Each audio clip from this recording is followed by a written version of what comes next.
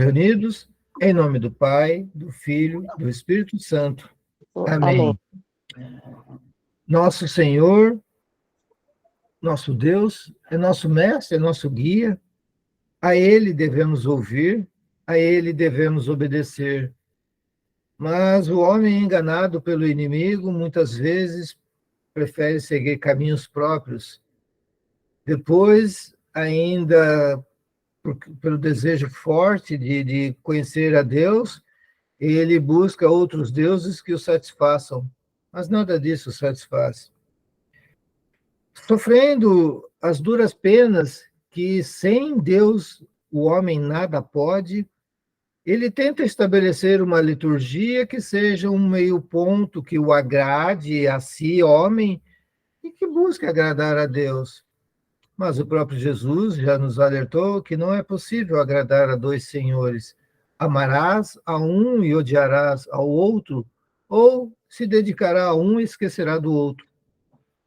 Ainda havendo um pouco de liturgia, vamos pedir para que o Espírito Santo hoje nos acompanhe, para que possamos encerrar esse livro da lei, a Torá, o Pentateuco, né?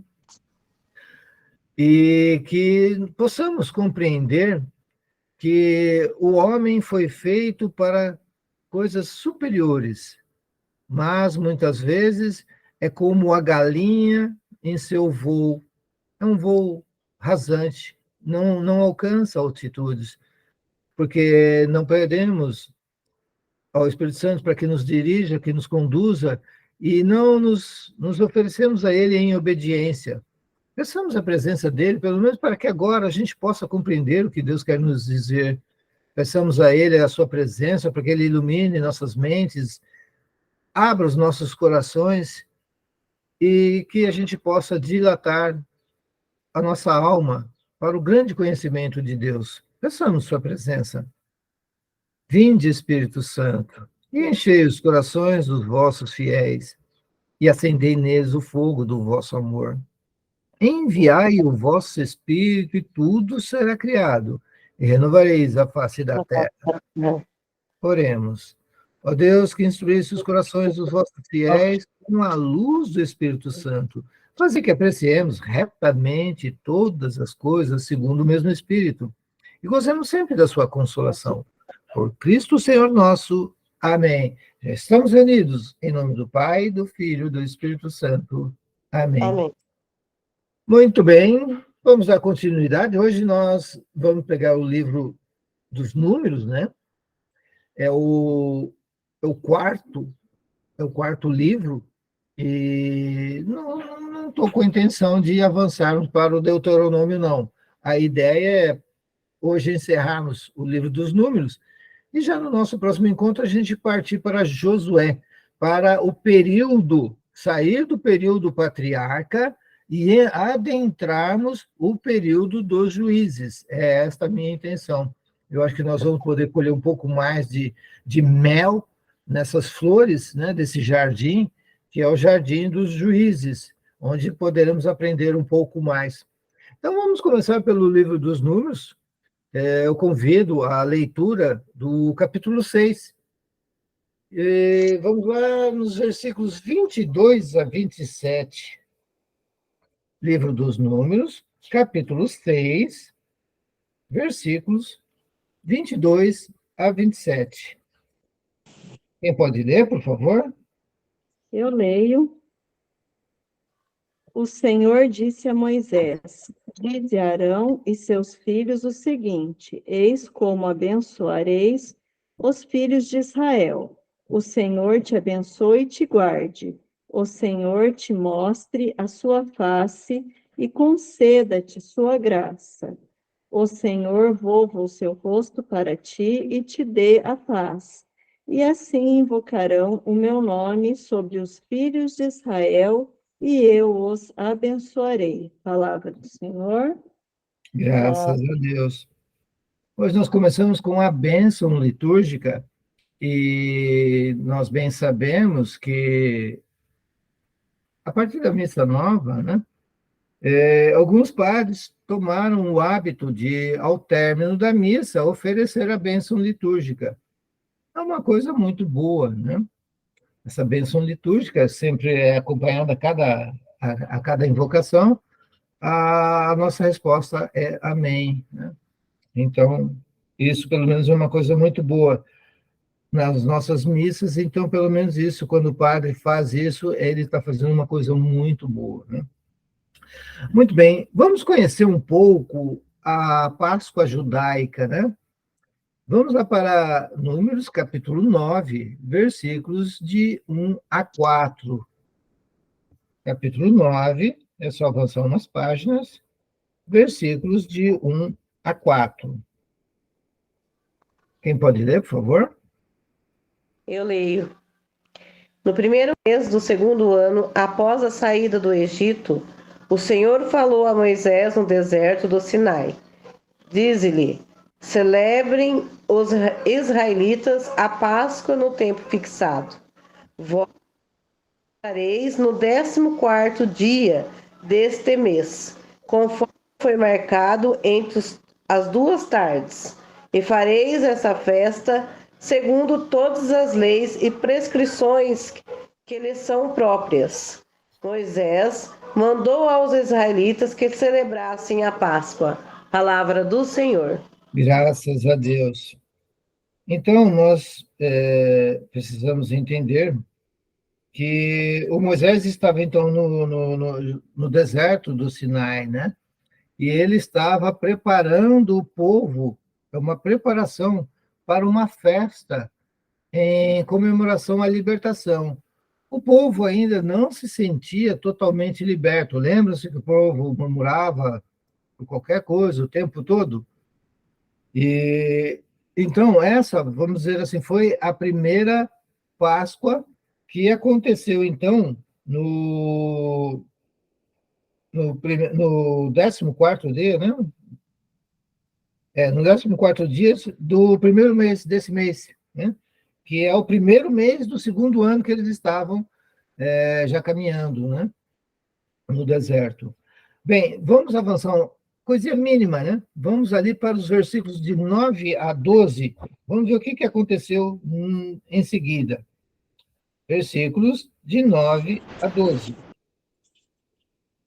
Então o Senhor disse a Moisés: dize aos israelitas o seguinte: se um de vós ou vossos descendentes estiver impuro por haver tocado em um morto, ou se achar em viagem longe de vós, não deixará de celebrar a Páscoa em honra ao Senhor. Eles a celebrarão aos 14 dias do segundo mês, entre as 2 tardes. Deverão comê-la com pães, um fermento e ervas amargas. Palavra do Senhor. Graças a Deus. Então, aqui nós vemos, né, que Deus não quer que o povo fique sem comemorar a Páscoa. Sabe o que é estranho? Ou melhor, vamos avançar um pouquinho, marca aqui, nós vamos voltar aqui, né? Vamos lá para Josué. Vamos para Josué, capítulo 5, versículo 2. Passa Números, passa Deuteronômio, e aí sim vamos ter Josué. Vamos lá para Josué, capítulo 5.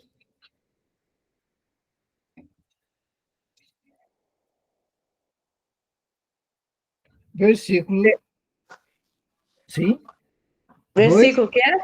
Versículo 2 a 4. Então o Senhor disse a Josué: faze facas de pedras e circuncida de novo os israelitas. Josué fez facas de pedra e circuncidou os israelitas na colina de Aralote. A causa dessa circuncisão é o seguinte: todos os varões dentre o povo que tinham saído do Egito, todos os homens de guerra, tinham morrido em caminho no deserto, depois que partiram do Egito. Até o 4, seu Carlos? Isso, é aí mesmo. Palavra do Senhor. Graças a Deus. Muito bem. Então, eu quis chamar a atenção de vocês, né? porque passou-se algum tempo, Moisés já não vive mais, é Josué, e o que ele está fazendo? Ele está preparando o povo de novo, né?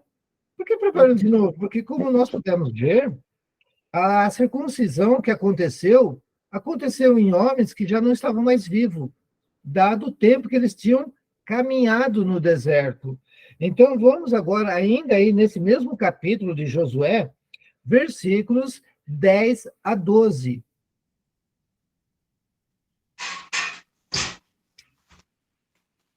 Pode ler?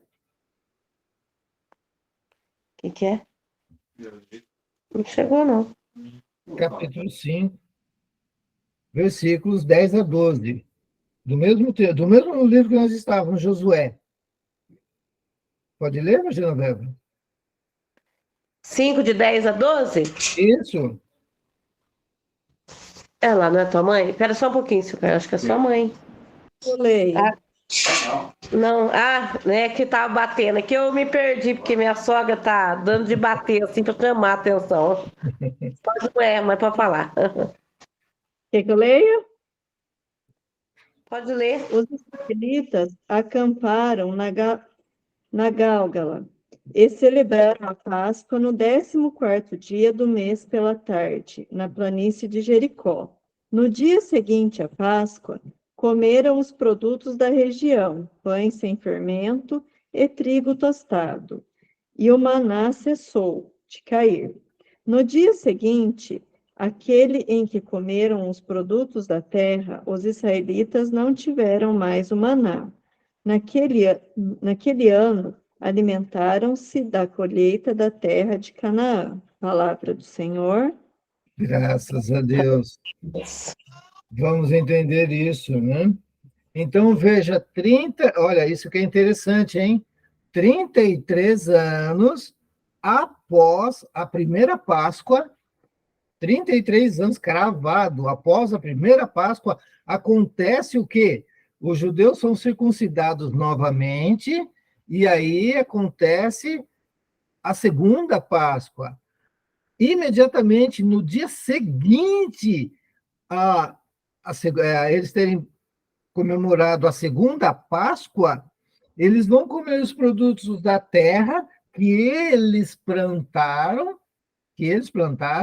e cessa de cair maná do céu. Isso que eu quero que vocês entendam. Vamos lá, de novo, nós estávamos no livro dos Números, nós vimos quando é estipulado a primeira Páscoa, e é Moisés quem está presente. 33 anos depois acontece a segunda Páscoa. Então, veja, eles ficaram todo esse tempo sem comemorar a passagem da escravidão para a liberdade, a saída do Egito. A Páscoa estava comemorando. O que é a Páscoa? É isso, essa passagem. Então, veja que eles levaram 33 anos para comemorar novamente. E quando comemoraram, já estavam em terras livres, em terras férteis. 33 anos. Né? Muito bem, eu acho que deu para vocês perceberem o que eu estou chamando a atenção. Vamos, então, voltar ao livro dos Números, ok? Vamos lá para o capítulo 11.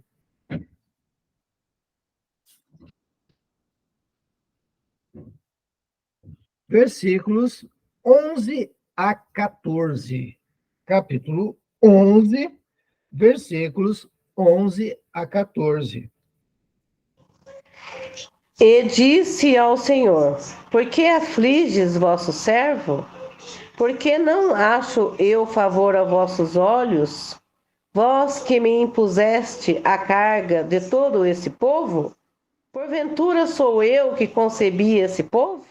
Ou acaso sou eu que dei a luz para me dizerdes: levai-o em teu seio, como a ama costuma levar o bebê, para a terra que com juramento prometesse aos seus pais?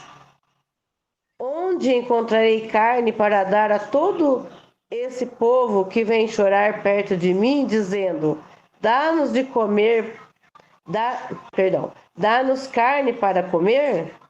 Eu sozinho não posso suportar todo esse povo. Ele é pesado demais para mim. Palavra do Senhor. Graças a Deus. Então, o povo está murmurando contra Moisés, reclamando. O Moisés sente o peso desse fardo, né? E aí ele reclama com Deus. Ele pergunta por que Deus está afligindo a ele dessa forma? Que ele sozinho não tem condições de alimentar todo esse povo. Eu convido vocês para deixarmos aqui marcadinho, para a gente voltar depois, irmos para o livro de Mateus, o Evangelho de Mateus, capítulo 13, versículos 15 e 16. Mateus, capítulo 13, versículos 15 e 16. Quem pode ler? Eu leio.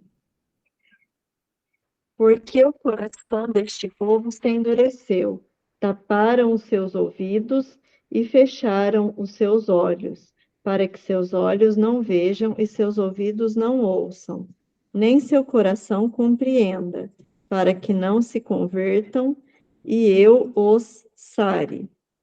Mas, até o 15? 16. Tá. Mas, quanto a vós, bem-aventurados os vossos olhos, porque veem, ditosos os vossos ouvidos, porque ouvem. Palavra do Senhor. Graças a Deus. Muito bem. Vamos agora. Isso aí eu queria dizer o seguinte. Agora nós vamos vendo o Evangelho, né, a Boa Nova de Jesus. Avança um pouquinho no capítulo 14. Vamos para os versículos 15 e 16 do capítulo 14.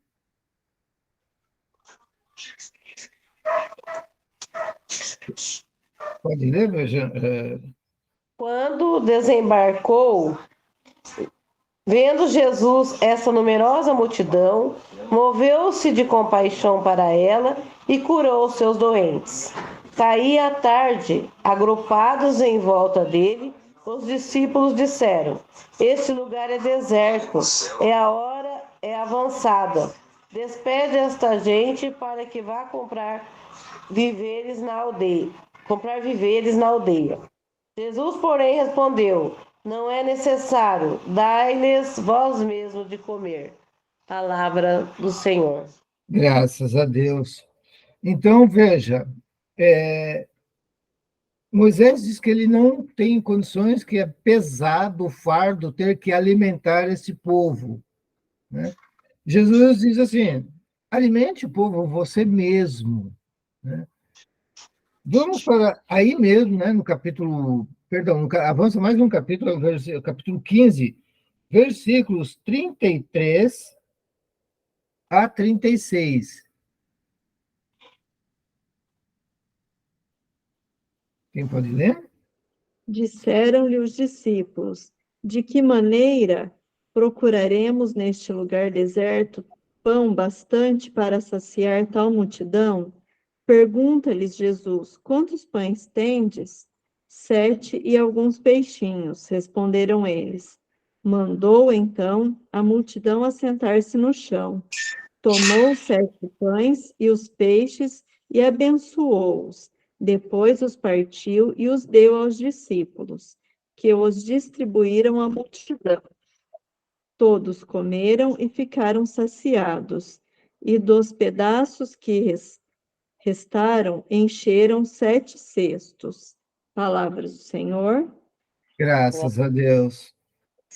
Muito bem, então o povo reclama com Moisés, que está com fome, quer carne, quer isso, quer aquilo. Moisés reclama com Deus que ele não pode fazer nada, né? Que está pesado demais.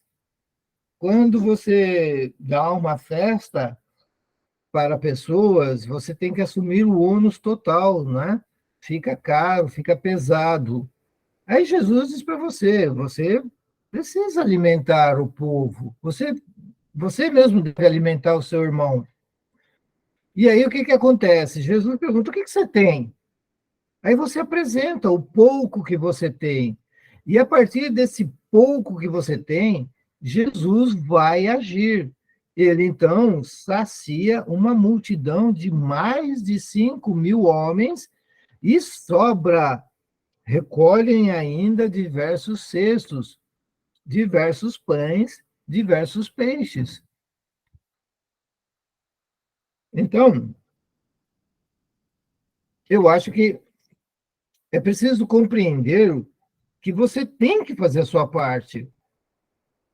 Aquele, aquele andarilho, aquele morador de rua que bate a sua porta, que pede por um alimento, alimente-o.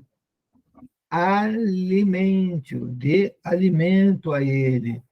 Você está precisando de uma graça de Deus, faça a sua parte e Deus vai completar.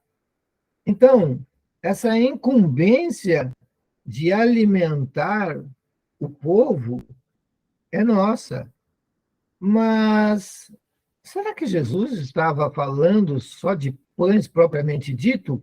Ou será que ele estava aproveitando aquela situação, mostrando que ele tem poder, ele multiplica os pães, logo ele teria o seu corpo multiplicado pelos milhares e milhares de pessoas que vão às paróquias, às missas, para comer o verdadeiro pão que vem do céu?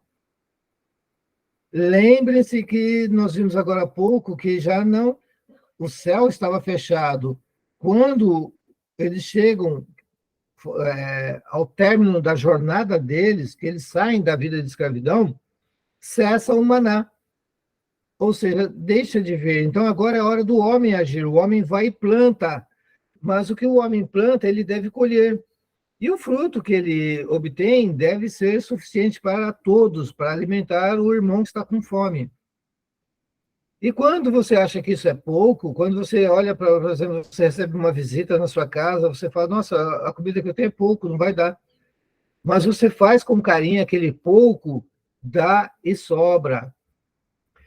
Então, nas nossas necessidades, quando nós apresentamos as nossas necessidades diante de Deus, é muito importante que também apresentemos o que nós temos, né? O que nós temos para ajudar, para oferecer. E Deus vai multiplicar isso. Ele vai multiplicar os seus talentos, ele vai multiplicar os seus dons, ele vai fazer com que chegue à saciedade. Mas também Deus quer que todos se salvem. Como Deus quer que todos se salvem, é preciso que nós espalhemos, levemos a todos a palavra de Deus, o evangelho, a salvação. Faça a sua parte e Deus vai completar a saciedade. Então, nós precisamos evangelizar, precisamos também alimentar o nosso próximo, precisamos oferecer a Deus o pouco que temos e também pedir para Ele dons necessários. Eu fiz uma juntada, né? Eu juntei tudo isso, aproveitando aquele texto da segunda Páscoa, então, dos judeus. Vamos voltar lá para Números, né? Vamos para o capítulo, lá no capítulo 11, vamos ler o versículo 24.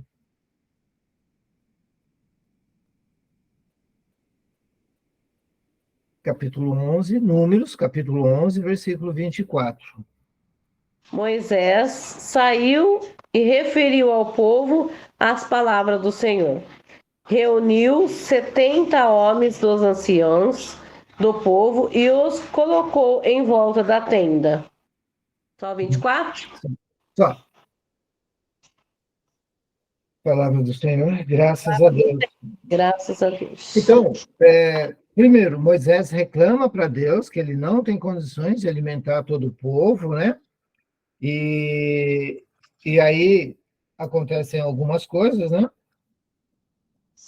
Em seguida, Moisés refere-se ao povo, segundo a palavra de Deus, para reunir, para separar 70 pessoas, né? 70 homens, homens anciãos. O que são os anciãos do povo? No início do cristianismo, nós temos que entender que os apóstolos equivalem, são para nós, hoje, os nossos bispos. Os nossos apóstolos escolhem para servir, ajudar a servir, homens como diáconos, né? E um pouco mais à frente, começa por São Paulo. São Paulo elege anciãos que vêm a ser os padres. Então, na ordem eclesial, segundo, vamos colocar assim, historicamente, né? Colocar de uma forma cronológica, primeiro os bispos surgem, em seguida nós temos os diáconos, e depois, então, surgem os padres, né? Paulo foi o maior formador de padres que se teve notícias, né? Paulo formou muitos, vamos dizer assim.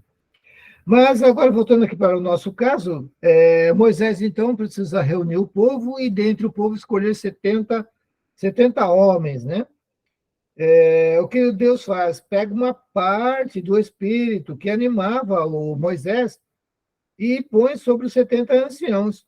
Apenas o espírito de Moisés repousa sobre esses homens e eles começaram a profetizar. Mas vocês perceberam um pequeno probleminha? Olha o finzinho desse versículo. Mas não continuaram. Então, aqueles 70 homens recebem uma parte do espírito de Moisés e, nossa, mal o espírito repousa sobre eles, eles começam a profetizar. Porém, não durou nada, nada. Logo, eles cessaram. Então, eu convido vocês para vermos como isso acontece no início do cristianismo.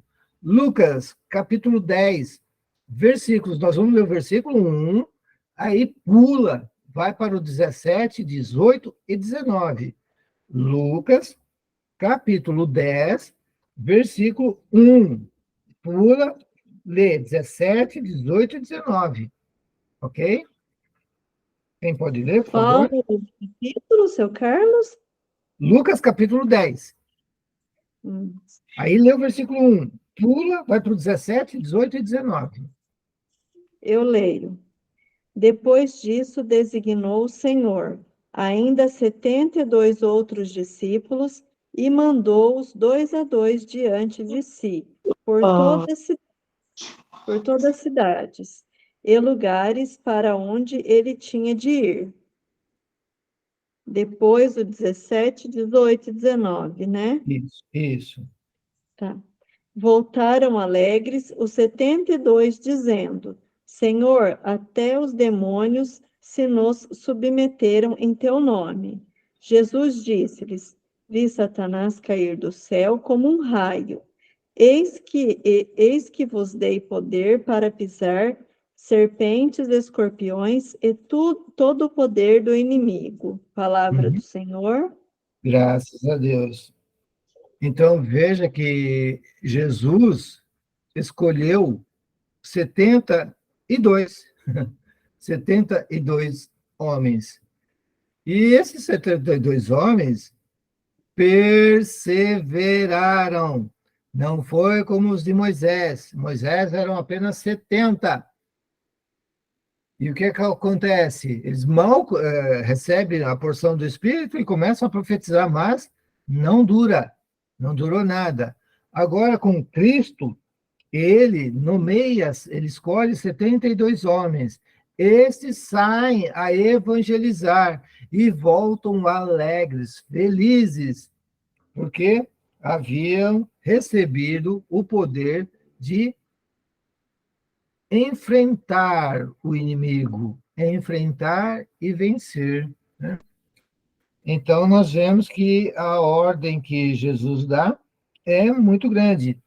Mas o homem não pode regozijar de seu feito. É preciso que haja humildade, porque nós vimos que eles voltaram felizes e comemorando, né? Porque até os demônios se submeteram em teu nome. Aí Jesus baixa a bola deles. Olha o que Jesus fala. Vi Satanás cair do céu como um raio. Eis que vos dei poder para pisar serpentes, escorpiões e todo o poder do inimigo. Né? Então, nós precisamos entender que o Antigo Testamento praticamente não faz menção de Satanás, dos demônios. Né? Eu acho que tem duas só menções em todo o Antigo Testamento. E isso explode a partir da vinda de Cristo. Né? As manifestações demoníacas são cada vez mais intensas. Né? Muitos demônios chegam quase que a enfrentar Jesus. O que há entre nós viesse nos pôr a perder antes do tempo, é isso que nós vamos ouvir da boca dos demônios, de pessoas endemoniadas, diante do poder de Jesus Cristo. Né? Então, que ninguém se iluda.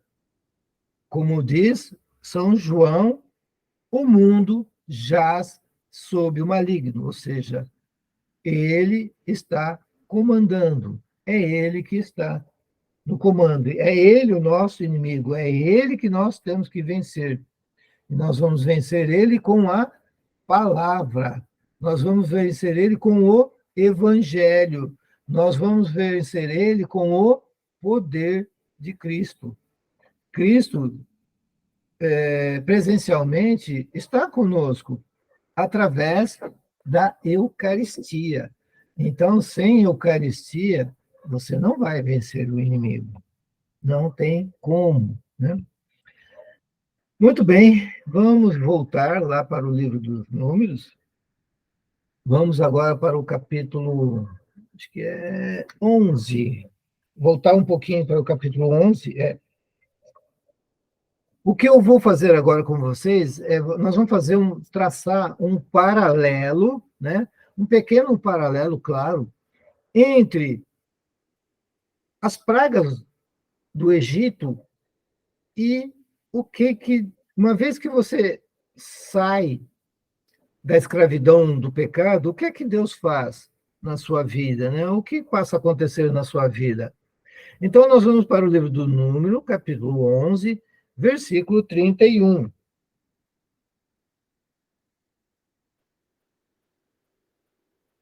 Quem pode ler, por favor? Um vento mandado pelo Senhor, vindo das bandas do mar, trouxe consigo codornizes e derramou-as sobre o acampamento numa extensão de cerca de um dia de caminho para ambos os lados, em volta do acampamento, e cobriam o solo cerca de 2 côvados de alto sobre a superfície da terra. Palavra do Senhor. Graças a Deus. Volta um pouco para Êxodo, capítulo 8. Êxodo, capítulo 8, versículo 3. 8:3. Isso. O Nilo ferverá de rãs, que subirão para invadir tua habitação, teu quarto, teu leito, as casas de teus servos e de teu povo, os teus fornos e as tuas assadeiras. Palavra do Senhor. Graças a Deus.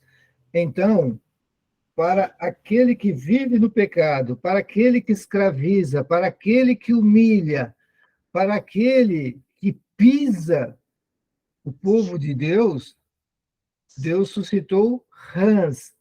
Lembram que eu falei que a rã era um alimento, um artefato culinário muito apreciado pelos egípcios, mas que a partir daí eles tomaram nojo das rãs? Então, o paralelo que eu tracei aqui foi rãs ou seja, num excesso extraordinário, a ponto de causar nojo nos egípcios, nos pecadores, nos opressores, né? E nós vimos em Números capítulo 11, versículo 31, que Deus manda codornizes para esse povo que estava atravessando o deserto. O que eu quero chamar a atenção aqui é o seguinte: no deserto, a dificuldade é grande. Então, não tem carne, não tem. Mas Deus fez com que um bando de codornizes caíssem aos pés daquele povo que estava passando por dificuldades. O que eu quero dizer é o seguinte, é o que eu quero que vocês extraiam daí, é que quando você está deixando a vida de pecado, você está lutando, né? Você fala, não, não quero mais pecar. Por exemplo, o dependente químico, ele fala, eu não quero mais usar droga, eu estou cansado. Então, Deus vai ajudá-lo, mas é preciso perseverar, né? Então, não para o opressor, codornizes, alimento para aquele que está passando pelas dificuldades. Lembre-se que a esse povo ainda não tinham saído do deserto, né?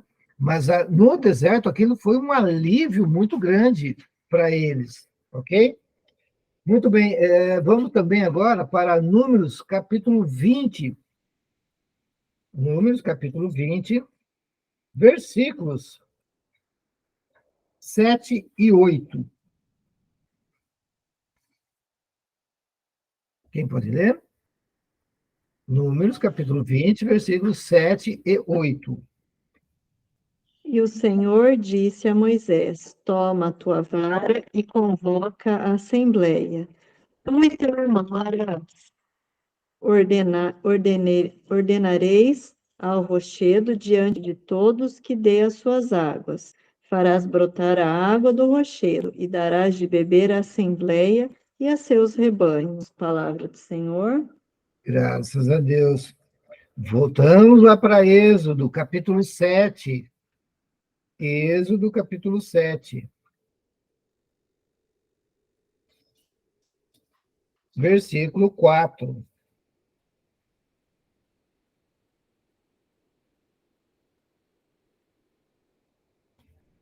Perdão, 14. Versículo 14.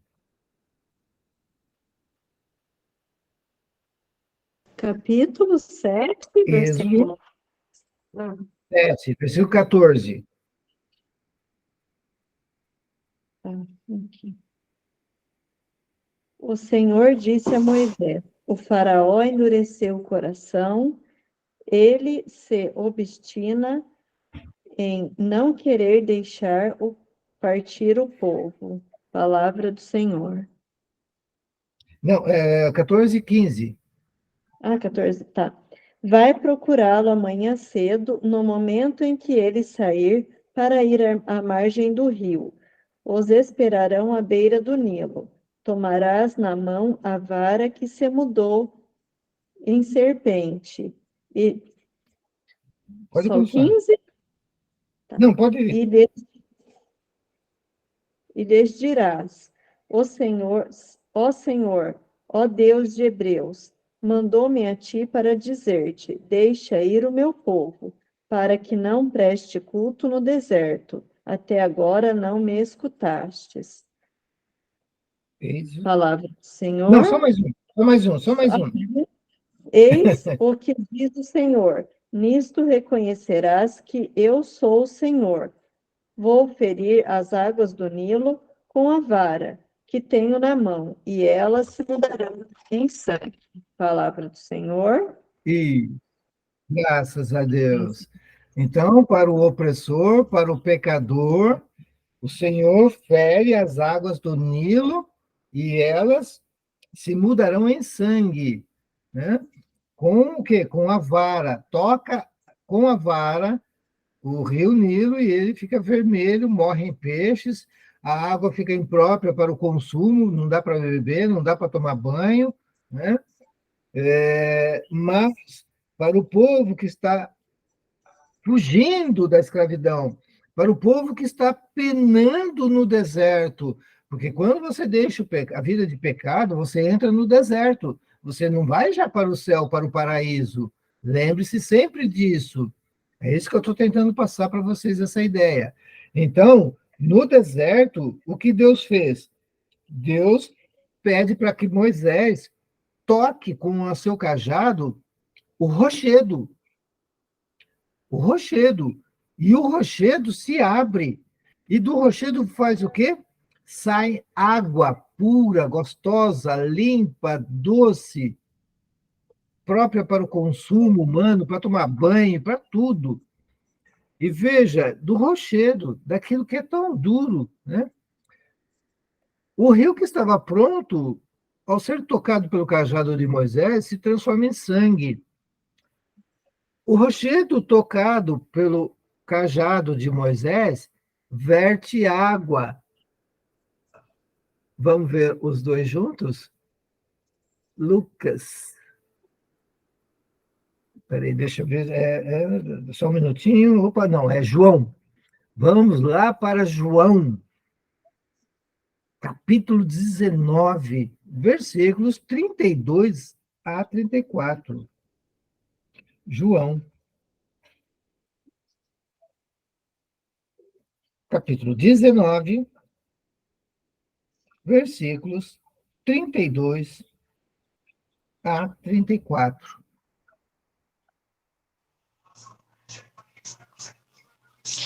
Vieram os soldados e quebraram as pernas do primeiro e do outro, que com ele foram crucificados. Chegando, porém, a Jesus, como o vissem já morto, não lhe quebraram as pernas. Mas um dos soldados abriu-lhe o lado com uma lança e imediatamente saiu sangue e água. Palavra do Senhor. Graças a Deus. Então, o cajado é de madeira, a lança é de madeira. Então, quando a madeira toca o rochedo, que é Jesus, verte para nós, a igreja, sangue, Eucaristia e água, batismo. Então, vamos lá. Moisés fere o rio Nilo, lá no Egito, na terra da escravidão. As águas se tornam sangue. Moisés livra seu povo, caminha com eles no deserto, na dificuldade, toca com o seu cajado, o mesmo cajado, o rochedo. Esse rochedo fende e dele verte água, água boa, água pura. 2000 anos mais tarde, um soldado com a lança fere o lado de Cristo, abre-lhe o lado, estando ele morto. E do corpo morto de Jesus, que é o rochedo, Jesus é a rocha firme onde o homem pode confiar, onde o homem pode erigir a sua casa, a sua morada, e deste corpo morto verte sangue e água. Nasceu aí a Igreja Católica, que vai viver sobre o batismo e a Eucaristia. Eu penso que essa ligação é para nós uma ligação muito importante, né? Isso também nos mostra, e é isso que eu quero ressaltar, a tremenda pedagogia de Deus. Ele vai preparando o seu povo. Então, da dor daquele povo escravo no Egito, saem grandes ensinamentos. É preciso se livrar do inimigo opressor. É preciso deixar a vida de pecados. É preciso deixar a escravidão. Mas quando você faz isso, você entra no deserto. É sofrimento, é dor, mas você agora não é mais escravo, mas vai passar por dor, por dificuldades. Deus lhe assiste. Então, veja, é preciso dor para fugir da escravidão, do pecado. Depois você precisa ter dor para atravessar as dificuldades que você encontra, porque agora você não é mais escravo.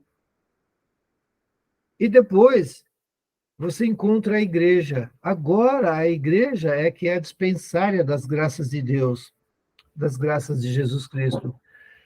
Então, nós temos que entender que nós estamos buscando a nossa pátria celestial, o céu, que depois da morte de Jesus, ele tira os querubins que estavam à frente do jardim do Éden. O céu é aberto com o batismo de Jesus. João nos conta isso. No instante em que ele foi batizado, ele ia saindo da água, o céu se abriu, o Espírito Santo desceu em forma corpórea de uma pomba e baixou uma voz do alto, dizendo: Este é meu filho, no qual eu ponho todo o meu agrado. Então, o batismo de Jesus foi que nos abriu as portas do céu. Mas os anjos ainda tomavam conta, os querubins, né? Então, é preciso que Jesus morra com a sua morte. A igreja agora é dispensária aqui na terra das graças de Deus, ela que dispensa. E também, claro, nós temos a Virgem Maria, que é a mãe de Deus e a mãe da igreja, porque ela não é mãe de um monstro, ela não é mãe de uma cabeça, ela é mãe de um corpo. A igreja é o corpo místico de Cristo. Então, Maria, que deu à luz a Jesus Cristo, também é a mãe de Deus e a mãe da igreja. Né? Então, ela é a dispensária das graças. Eu quis traçar esse paralelo, que eu achei que era muito importante para que a gente pudesse fazer essa reflexão, né? E também chamar a atenção para que o inimigo não dá tréguas, o inimigo não descansa, o diabo não dorme. O diabo e seus sequazes, eles são obstinados, eles têm foco. Nós não temos foco. Facilmente nos distanciamos dos nossos objetivos, das nossas metas. Você estabelece a meta: eu vou parar com tal pecado, eu vou começar a buscar o céu. O inimigo te ataca e rapidamente você se esquece dessa sua meta, desse seu objetivo. Nós precisamos amar com largueza. Amar com largueza significa passar por cima da humilhação, passar por cima da dor. Mas o inimigo fica nos lembrando da dor que passamos, de quem nos feriu, impede que nós possamos amar com largueza. Temos dificuldade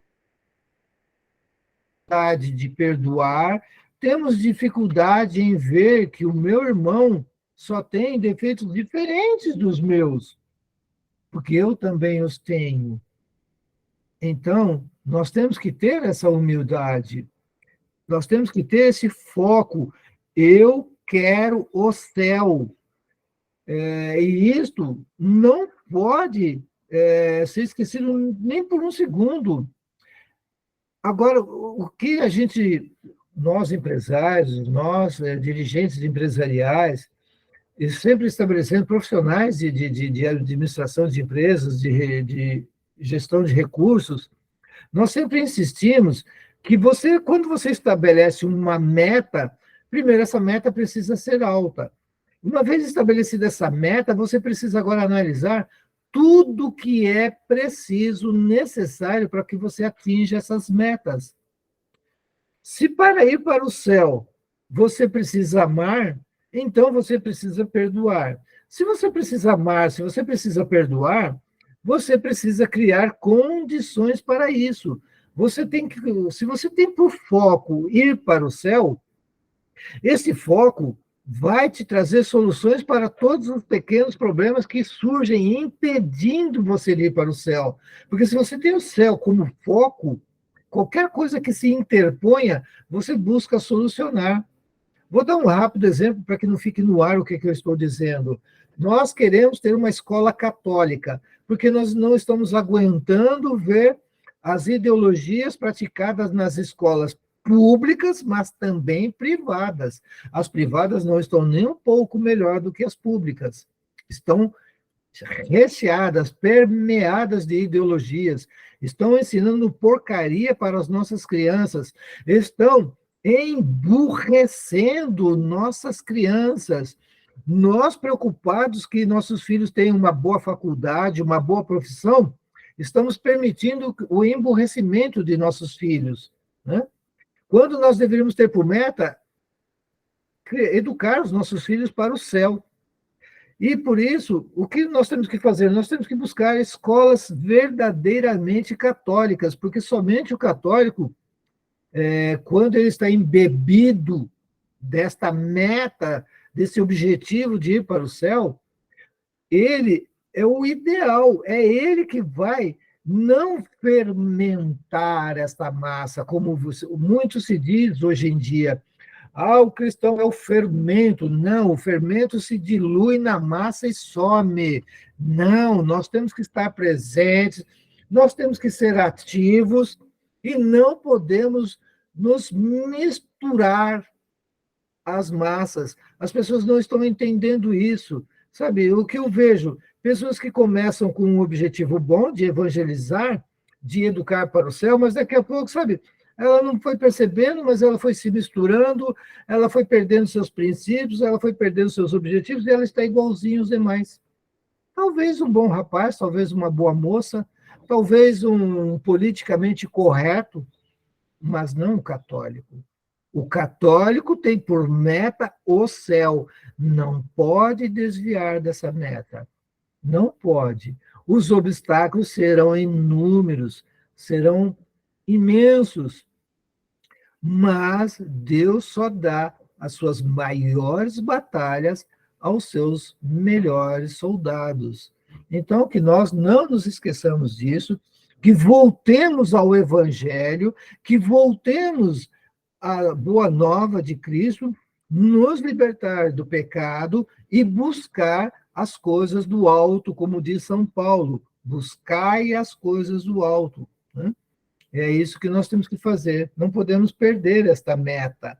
E, para isso, nós temos que perdoar aqueles que nos ofendem, nós temos que nos afastar do pecado, porque na guerra contra o pecado, vence aquele que foge, não é aquele que enfrenta. Nós não temos força suficiente para vencermos os demônios. Não podemos, eles são superiores a nós.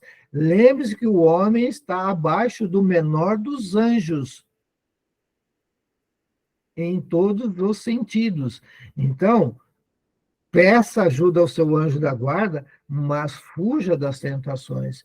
Não pense que você é capaz de vencer esses obstáculos, essas tentações. Não. E o católico precisa aprender a viver em grupo, em bando.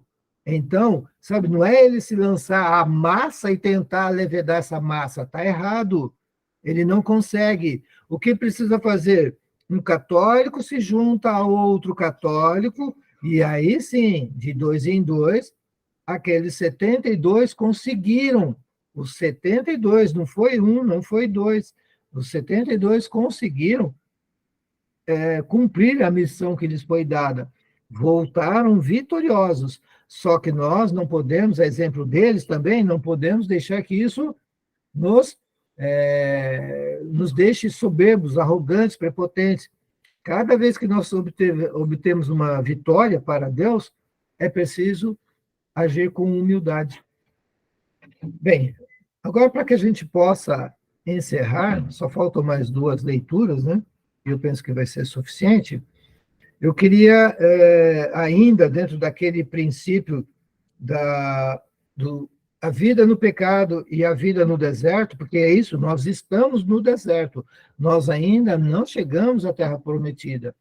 A vida aqui sobre a terra é viver no deserto. Você tem sede, você tem fome, você tem dificuldades, você tem dores, tudo isso aqui. Quem acha que dá para fazer o paraíso aqui, como são os socialistas, como são os comunistas, como eles pensam, né, em trazer o paraíso à terra, eles não conseguem, trazem o inferno para a terra. Então, nós temos que fugir léguas dos socialistas, dos comunistas, né? E me perdoem, até mesmo desses católicos açucarados, que acham que tudo é uma maravilha, são verdadeiros polianas, acham que Deus vai mandar todos os seus anjos para proteger a sua casa, que você não, nenhum mal vai chegar em você. Conversa fiada para boi dormir. É o que o diabo gosta que todo mundo pense, né? Não, estamos no deserto, não vamos nos esquecer disso. Então, só mais um paralelo que eu gostaria de traçar. Vamos em Números, capítulo 21, versículos 6 a 9. Números, capítulo 21, versículos 6 a 9. Quem pode ler, por favor? Eu Então, leio. ah, Pode ler. então o Senhor enviou contra o povo serpentes ardentes que morderam e mataram muitos. O povo veio a Moisés e disse-lhe: Pecamos murmurando contra o Senhor e contra ti. Roga ao Senhor que afaste de nós essas serpentes. Moisés intercedeu pelo povo, e o Senhor disse a Moisés: Faze para ti uma serpente ardente e mete-a em um poste. Todo que for mordido olhando para ela será salvo. Moisés fez, pois, uma serpente de bronze e fixou-a sobre um poste. Se alguém era mordido por uma serpente, olhava para a serpente de bronze, conservava a vida. Palavra do Senhor. Graças a Deus. Bom, esse povo murmurando, né? Passa pela dificuldade, está no deserto, não entendeu que a vida no deserto é uma vida de dificuldades, começa a reclamar contra Deus e contra Moisés. Deus manda, então, serpentes. Lá no livro do Êxodo, capítulo 8, no versículo 21, nós vamos ver que, enquanto esse povo ainda era escravo, né? Enquanto eles estavam lá no Egito, escravos, o Senhor mandou uma praga para poder livrá-los da escravidão. Então, Êxodo, capítulo 8, versículo 21. Quem pode ler, por favor? 20 e Peraí, 21. 20 e 21. o 20 e 21? É, O Senhor disse a Moisés: Irás amanhã de manhã apresentar-te diante de Faraó, quando ele sair para ir à margem do rio, e dir-lhe-ás: Eis o que diz o Senhor: Deixa partir o meu povo para me prestar culto. Se recusares, mandarei moscas sobre tua pessoa, tua gente, teu povo, tuas casas. As casas dos egípcios serão todas invadidas por elas, bem como a terra em que moram. Palavra do Senhor. graças a Deus. Muito bem. Só lembrando a forma como a mosca se alimenta. A forma como a mosca se alimenta, lembra? Eu acho que nós passamos já por essa passagem, eu explicava que a mosca, ela solta um ácido, um muco, né? Um ácido, esse ácido corrói o alimento, porque ela não tem dente, e aí ela, por meio desse seu bico, ela suga. Então, ela solta o ácido e esse ácido corrói o alimento que ela quer ingerir, e aí ela suga, né? Isso causa úlceras, isso causa ferida, isso causa dor. Agora, voltando para Números, nós estamos vendo que Deus mandou serpentes, né, para o povo que murmurava contra Deus. O povo tinha acabado de sair da escravidão e não parava de se queixar, de reclamar contra Moisés e contra Deus. Deus, então, manda serpentes. Estas serpentes, é claro, as serpentes do deserto são muito conhecidas. Elas são, na sua maioria, cascavéis. Elas são muito venenosas. Elas cospem, né? Elas cospem um veneno, que isso pode cegar, se pegar nos olhos, E aí, ao morder, elas injetam esse veneno na pessoa. Então, veja, a serpente, ela,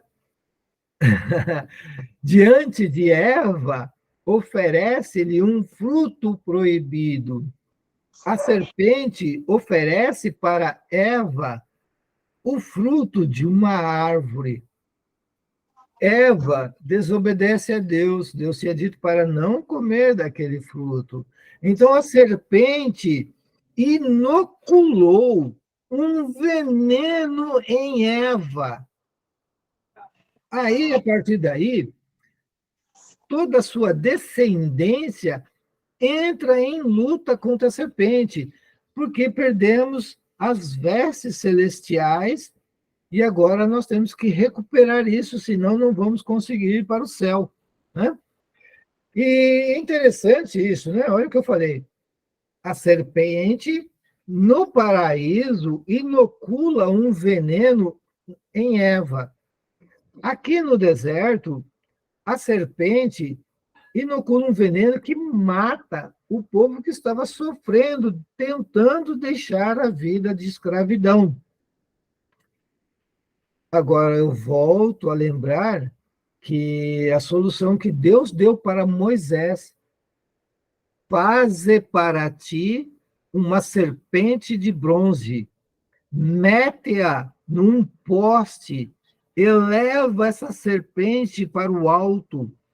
Aquele que for mordido pela serpente, ao levantar os olhos, olhar para cima, olhar para a serpente de bronze, será salvo. A serpente é a prefiguração de Cristo. Então, meu amigo, minha amiga, nesse vale de desterro no qual nós encontramos, o inimigo está inoculando em nós o veneno do pecado. É preciso que levantemos nossos olhos puros para a cruz de Cristo, para que a cruz de Cristo nos salve do pecado mortal. É com esse pensamento que nós temos que encarar as nossas vidas. O tempo todo, o inimigo fere o nosso calcanhar, assim como Deus disse que aconteceria no jardim do Éden. Porém, ódio entre ti e a mulher. A descendência desta te esmagará a cabeça, e tu lhe ferirás o calcanhar. Hoje somos inoculados pelo veneno da serpente, o mais astutos de todos os animais da terra, nos envenena, fere nosso calcanhar, não conseguimos mais caminhar para Deus livremente, temos muita dificuldade, nós vamos nos arrastando, nós vamos mancando, manquitolando, caminhando para Deus com muita dificuldade. A solução, a nossa salvação, é a cruz de Cristo. É dela que vem a nossa salvação. Muito bem, para que a gente possa, então, encerrar, eu espero que tenha ficado clara essa parte, né? Vamos para Números, capítulo 27. 27, versículos 15 a 21. Quem pode ler, por favor? 15 ao 21. Isto. Moisés disse ao Senhor: O Senhor Deus dos espíritos de toda a carne escolha um homem que chefie a assembleia, que marche à tua frente, guie os seus passos, para que a assembleia do Senhor não seja como um rebanho sem pastor. O Senhor respondeu a Moisés: Toma Josué, filho de Num, no qual reside o Espírito, e impõe-lhe a mão. Apresentá-lo-ás ao sacerdote Eleazar e a toda a assembleia, e o esposarás sobre os seus olhos. tu o investirás de tua autoridade, a fim de que toda a assembleia dos israelitas lhe obedeça. Ele se apresentará ao sacerdote Eleazar, que consultará por ele o oráculo de Urim, diante do Senhor.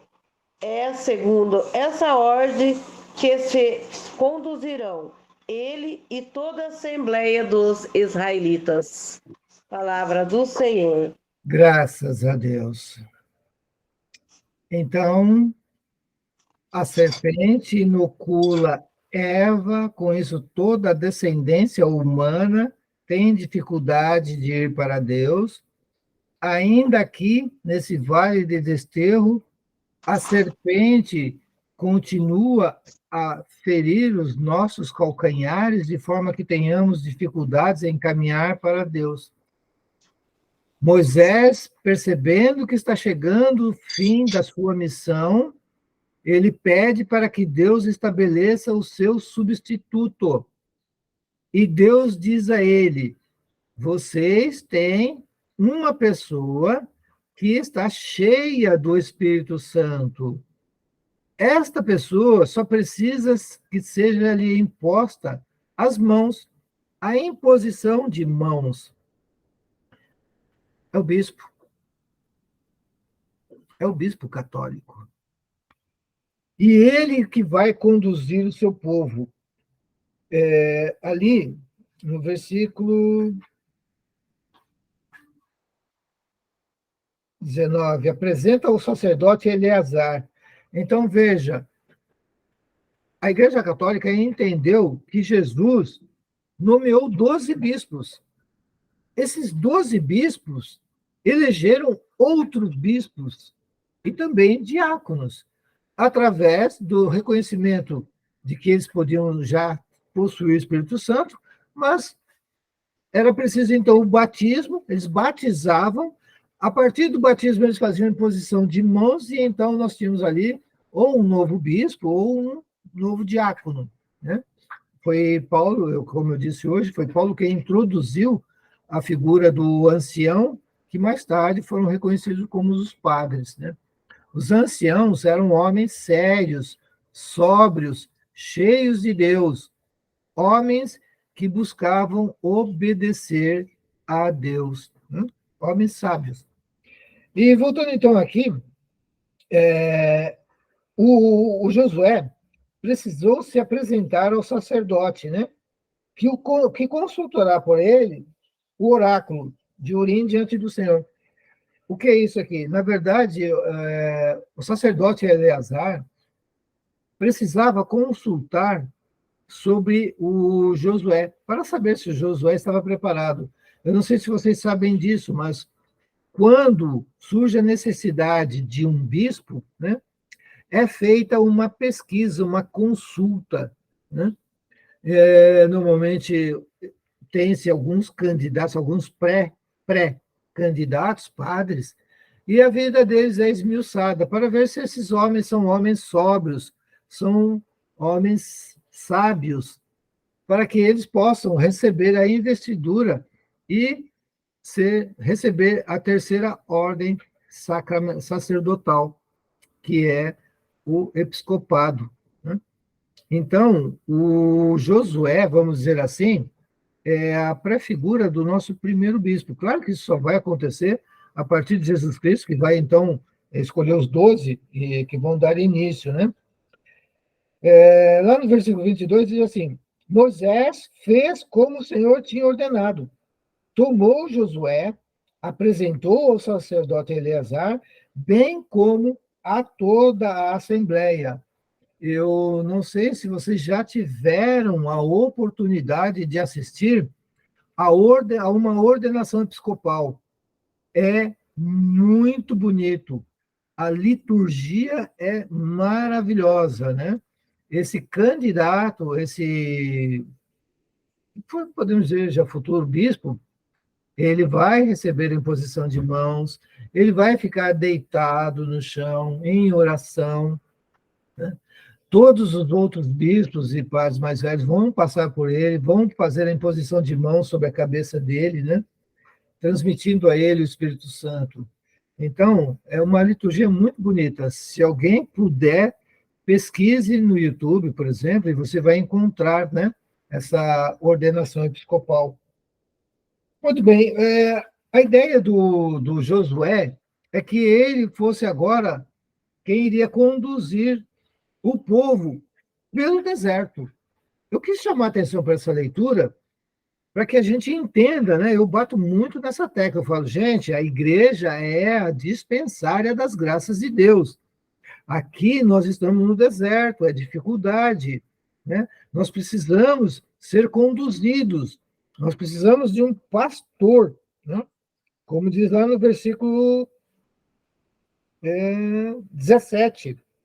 Precisamos de alguém que marche à sua frente e guie seus passos, para que a Assembleia do Senhor não seja como um rebanho sem pastor. Isso nós acabamos de ler. E hoje, infelizmente, os nossos bispos estão se negando a nos conduzir. O humanismo entrou dentro da nossa igreja de uma forma tão forte, tão marcante, que nossos bispos não querem mais nos conduzir ao céu. Não há quem nos ensine. Por que eu estou dando esse curso bíblico? Porque não temos padres que deem esses cursos. Nós temos um bispo muito bom, já falei, é o Dom José Falcão, ele é do ordinariado militar, ele dá curso bíblico, é um excelente bispo, mas são muito poucos. Infelizmente, a imensa maioria dos católicos hoje estão como ovelhas sem pastor, sem quem os dirija. Não se fala de pecado, não se fala mais de inferno, não se fala mais de diabo. Nós voltamos ao Antigo Testamento, né?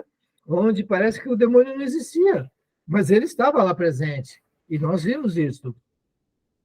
Então, o que eu convoco, né, é que você não abandone a Igreja Católica, que ouça o que esses bispos dizem, né, retenha aquilo que for bom, descarta o que não preste, busque viver em santidade, fuja do pecado, busque sempre a Eucaristia, né? Procure uma liturgia mais séria possível, sem essa de palminhas, de dancinhas, missa das crianças, missa dos doentes. É uma pataquada sem tamanho que não leva a nada, um humanismo integral, uma ecologia, porque nós temos que proteger agora a casa comum, isso aqui, tudo isso é perda de tempo, né? Nós temos que buscar as coisas do alto, nós temos que buscar a sacralidade, nós temos que buscar viver em santidade.